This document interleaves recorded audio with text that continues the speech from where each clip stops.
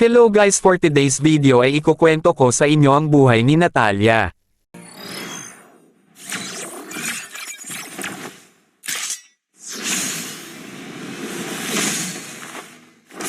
Where is my target? Si Natalia, isang matapang at determinadong babae, ay lumaki sa monasteryo matapos mawala ng mga magulang sa digmaan. Sa loob ng monasteryo, siya ay tinuruan ng mga mangga ng mga kasanayan sa pagiging isang asasin. Sa kanyang paglaki, naging magaling siya sa paggamit ng mga espada at pagtatago sa dilim. Ngunit isang araw, nagkaroon siya ng pagkakamali sa isang mahalagang misyon. Ito ay nagdulot ng pagdududa sa kanyang kakayahan at pagkatao.